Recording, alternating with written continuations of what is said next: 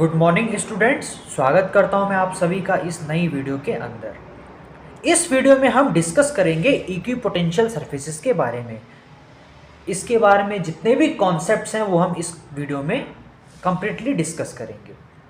तो आइए चलो देखते हैं कि इक्विपोटेंशियल सरफेस आखिर होती क्या है।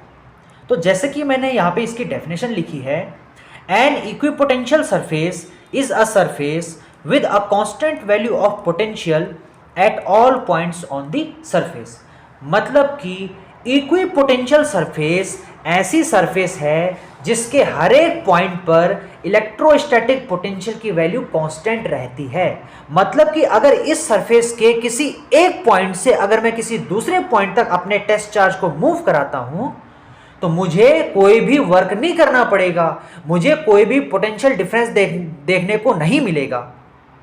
ठीक है, आइए चलो आगे हम इसमें बात करते हैं इसकी कुछ प्रॉपर्टीज के बारे में। आगे मैंने लिखा है properties of an equipotential surface, यानी इक्विपोटेंशियल सरफेस की क्या क्या प्रॉपर्टीज होती हैं, क्या क्या खास बातें हैं उसके बारे में। तो पहली खास बात यह है, the value of potential at all points on an equipotential surface remains constant. Potential की वैल्यू इक्विपोटेंशियल सरफेस के हर एक पॉइंट पर फिक्स रहेगी, कांस्टेंट रहेगी। अगर मान लो मेरे पास अगर मैं एज्यूम करता हूं कि मेरे पास मान लीजिए एक इक्विपोटेंशियल सरफेस है कुछ ऐसी, तो चाहे मैं इस पॉइंट पर खड़ा हूं, चाहे मैं इस पॉइंट पर खड़ा हूं, चाहे मैं इस पॉइंट पर खड़ा हूं, चाहे मैं इस पॉइंट पर खड़ा हूं, यानी इस पूरी सरफेस के मैं किसी भी पॉइंट पर खड़े हो जाऊं तो मुझे पोटेंशियल सेम देखने को मिलेगा। मतलब अगर मान लो यहाँ पर 5 वोल्ट का पोटेंशियल है तो यहाँ पर भी कितना होगा, 5 वोल्ट का, इस पॉइंट पर भी 5 वोल्ट का पोटेंशियल, इस पॉइंट पर भी 5 वोल्ट का पोटेंशियल। तो ये आपने ध्यान रखना है। तो पहली प्रॉपर्टी हमने क्या डिस्कस की कि भाई the value of potential at all points on an equipotential surface remains constant. Equipotential surface के हर एक पॉइंट पर पोटेंशियल की वैल्यू हमेशा कांस्टेंट रहती है, फिक्स रहती है। सेकेंड प्रॉपर्टी क्या है, द इलेक्ट्रिक फील्ड, और ये बहुत ही इंपॉर्टेंट प्रॉपर्टी है, the electric field at every point is normal to the equipotential surface passing through that point. ये काफी इंपॉर्टेंट प्रॉपर्टी है। इसका बोलने का मतलब ये है कि इलेक्ट्रिक फील्ड की जो डायरेक्शन होगी, हर एक पॉइंट पर किसी भी इक्विपोटेंशियल सरफेस के, यानी अगर मेरे पास कोई एक इक्विपोटेंशियल सरफेस है, जैसे कि मैंने यहाँ पे एज्यूम कर रखा है, मान लेते हैं ये मेरे पास एक इक्विपोटेंशियल सरफेस है और इस पर मैंने ये कुछ पॉइंट्स ड्रॉ कर रखे हैं, तो इस इक्विपोटेंशियल सरफेस के हर एक पॉइंट पर जो इलेक्ट्रिक फील्ड की डायरेक्शन होगी वो हमेशा क्या होगी, वो होगी नॉर्मल टू दी सरफेस। यानी इलेक्ट्रिक फील्ड की डायरेक्शन कुछ ऐसी देखने को मिलेगी। अब ये चार्ज पर डिपेंड करेगा कि चार्ज मेरा पॉजिटिव है या नेगेटिव है। अगर पॉजिटिव है तो हमें पता है कि अवे फ्रॉम दी पॉइंट होती है, अगर नेगेटिव है तो टुवर्ड्स दी आपके चार्ज होती है। तो मुझे ध्यान रखना है कि इलेक्ट्रिक फील्ड की जो डायरेक्शन होती है इक्विपोटेंशियल सरफेस के हर एक पॉइंट पर वो हमेशा नॉर्मल होती है।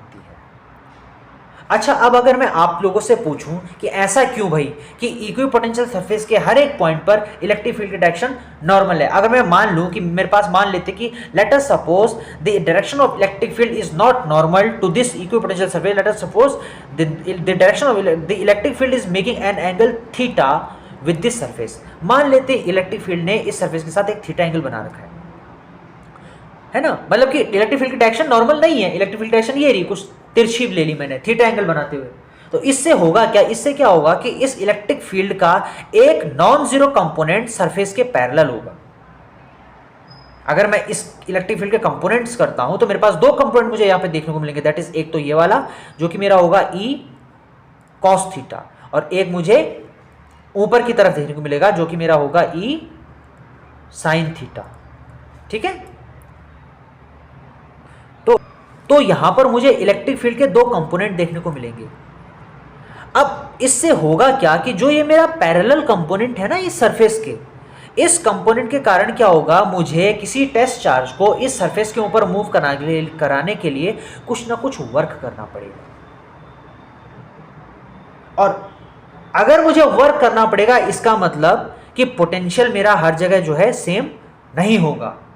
इसीलिए इलेक्ट्रिक फील्ड की डायरेक्शन को इक्विपोटेंशियल सरफेस के हमेशा नॉर्मल ही होना पड़ेगा, ये उसकी मजबूरी बन गई।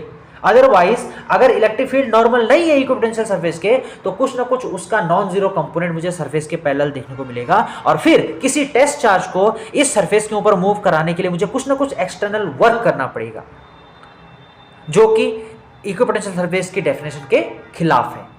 तो हमें ध्यान रखना है सेकेंड प्रॉपर्टी कि the electric field at every point is normal to the equipotential surface passing through that point। यानी इलेक्ट्रिक फील्ड की जो डायरेक्शन होती है वो इक्विपोटेंशियल सरफेस की हमेशा नॉर्मल होती है या फिर परपेंडिकुलर होती है। थर्ड प्रॉपर्टी क्या है इसके रिगार्डिंग? थर्ड प्रॉपर्टी है there is no potential difference between any two points on an equipotential surface. और ये तो होना भी चाहिए। इसका मतलब क्या है कि इक्विपोटेंशियल सरफेस के किन्हीं भी दो पॉइंट्स के बीच कोई भी पोटेंशियल डिफरेंस नहीं होता। मतलब कि अगर मेरे पास कोई एक इक्विपोटेंशियल सरफेस है, अगर मेरे पास ये एक इक्विपोटेंशियल सरफेस है, तो इसके अगर मान लो मैं इसके दो पॉइंट्स लेता हूँ, ये ए पॉइंट और बी पॉइंट, और अगर मैं पोटेंशियल देखता हूँ ए पॉइंट पर तो दैट इज वी ए, और बी पॉइंट पर मैं पोटेंशियल देखता हूँ दैट इज वी बी, और अगर मैं इनका डिफरेंस लेता हूँ तो मुझे ये देखने को मिलेगा जीरो। यानी इक्विपोटेंशियल सरफेस के किन्हीं भी दो पॉइंट्स के बीच जो पोटेंशियल डिफरेंस होता है वो हमेशा जीरो होता है ना। और ये होना भी चाहिए, क्योंकि अगर मुझे पोटेंशियल डिफरेंस देखने को मिल रहा है, अगर पोटेंशियल डिफरेंस अगर आपका नॉन जीरो है तो उसके कारण फिर मुझे कुछ ना कुछ एक्सटर्नल वर्क करना पड़ेगा अपने टेस्ट चार्ज को इन दो पॉइंट्स के बीच मूव कराने में, ठीक है। और देन फिर ये सरफेस आपकी इक्विपोटेंशियल सरफेस नहीं रहेगी। इसीलिए इक्विपोटेंशियल सरफेस के किन्हीं भी दो पॉइंट्स के बीच जो पोटेंशियल डिफरेंस होगा वो हमेशा जीरो होगा। फोर्थ प्रॉपर्टी क्या है? No work is required to move a test charge on an equipotential surface. तो ये तो हमने देख भी लिया कि किसी इक्विपोटेंशियल सरफेस के ऊपर अगर मैं किसी एक टेस्ट चार्ज को मूव कराता हूं किन्हीं दो पॉइंट्स के बीच, तो मुझे कोई भी वर्क करना नहीं पड़ेगा। क्यों? क्योंकि उन दोनों पॉइंट्स के बीच जो पोटेंशियल डिफरेंस है वो कितना है? वो जीरो है, ठीक है। अब यहाँ पे नोट में मैंने जो है लिखा है equipotential surfaces of a single point charge are concentric spherical surfaces centred at the origin. यानी अगर मेरे पास मान लो एक पॉइंट चार्ज है प्लस क्यू, जो कि मैंने यहाँ पे बना रखा है, लेट अस सपोज ये मेरा एक पॉइंट चार्ज है प्लस क्यू। अब हम जानते हैं किसी पॉइंट की चार्ज के कारण जो पोटेंशियल की वैल्यू होती है किसी भी एक रैंडम आर डिस्टेंस पर, वो आती है v is equal to 1/4 pi epsilon naught q by r।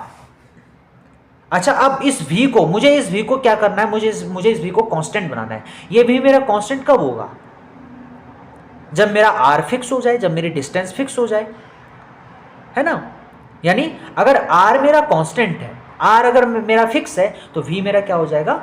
Fix हो जाएगा, क्योंकि v मेरा क्या है? डायरेक्ट इनवर्सली प्रोपोर्शनल है 1/r के। तो v जो है डिस्टेंस के हिसाब से चेंज कर रहा है। अब मान लेते हैं मेरे पास एक पॉइंट चार्ज है प्लस क्यू, और मैं क्या करता हूँ इस प्लस क्यू चार्ज से इक्वल डिस्टेंसेस पर कुछ पॉइंट्स लेता हूँ। मान लेता हूँ एक पॉइंट मेरा ये रहा, एक पॉइंट मेरा ये रहा, एक पॉइंट मेरा ये है, एक पॉइंट ये है, एक पॉइंट ये, एक पॉइंट ये, एक पॉइंट ये, एक पॉइंट, है ना। तो ये डिस्टेंस मेरी फिक्स है। यानी अगर मान लेता हूँ ये डिस्टेंस मेरी 5 मीटर है, तो ये भी 5 मीटर, ये भी 5 मीटर, ये भी 5 मीटर, ये भी 5 मीटर, ये भी 5 मीटर, ये सारी डिस्टेंस मेरी क्या हो गई? 5 मीटर हो गई। अब r मेरा फिक्स हो गया, r मेरा 5 मीटर हो गया, दैट इज फिक्स। तो जो मुझे पोटेंशियल देखने को मिलेगा इस पॉइंट पर, इस पॉइंट पर, इस पॉइंट पर, इन सभी पॉइंट्स पर, वो क्या मिलेगा? वो मुझे कांस्टेंट देखने को मिलेगा। क्यों? क्योंकि डिस्टेंस फिक्स हो गई। और इन पॉइंट्स को मिलाते हुए अगर मैं एक लाइन ड्रॉ करता हूं ऐसे कुछ, तो ये जो मेरी सरफेस बनी, एक सरफेस अगर मैं ड्रॉ करता हूं, तो ये जो मेरी सरफेस बनी, ये सरफेस मेरी इक्विपोटेंशियल सरफेस हो जाएगी किसी पॉइंट चार्ज के कारण, है ना। क्योंकि इस सरफेस के हर एक पॉइंट पर पोटेंशियल की वैल्यू क्या है? फिक्स है। क्यों? क्योंकि डिस्टेंस फिक्स है भाई अगर मैं इस पॉइंट को लेता हूं तो यहां से यहां तक की डिस्टेंस भी 5 मीटर है। अगर मैं इस पॉइंट को लेता हूं तब भी डिस्टेंस मेरी 5 मीटर है। यहां पर लेता हूं कोई पॉइंट तो यहां पर मेरी 5 मीटर डिस्टेंस पर ये पॉइंट। तो इन पॉइंट्स पर, इस सरफेस के हर एक पॉइंट पर क्या है? डिस्टेंस क्या है? मेरा पोटेंशियल की वैल्यू क्या है? फिक्स है। तो ये जो मेरी सरफेस बनी, इसको मैं इक्विपोटेंशियल सरफेस नाम दूंगा। ऐसे अगर मान लो मैंने r डिस्टेंस मान लो यहां तक मैं मान लेता हूं कि ये मेरा है 3 मीटर, तो 3 मीटर की डिस्टेंसेस पर, इस प्लस क्यू चार्ज के चारों ओर 3 मीटर की डिस्टेंसेस पर अगर मैं अपने पॉइंट्स लेता हूं और एक सरफेस ड्रॉ करता हूं, तो मुझे इस सरफेस के ऊपर हर एक पॉइंट पर पोटेंशियल की वैल्यू सेम देखने को मिलेगी। और हम जानते हैं भाई प्लस क्यू चार्ज के कारण जो इलेक्ट्रिक फील्ड की जो डायरेक्शन, इलेक्ट्रिक फील्ड जो होता है वो हमेशा आउटवर्ड होता है, और इलेक्ट्रिक फील्ड की जो डायरेक्शन है देखिए वो भी नॉर्मल है इस सरफेस के ऊपर, यहाँ पर भी नॉर्मल है, इस पॉइंट पर यहाँ पर भी ये नॉर्मल है, इस पॉइंट पर ये यहाँ पर भी नॉर्मल है, जो कि होना भी चाहिए। तो ये मेरे पास ये पूरी कहानी थी इक्विपोटेंशियल सरफेसेस के बारे में। आशा करता हूँ आपको ये वीडियो पसंद आई होगी। Thank you.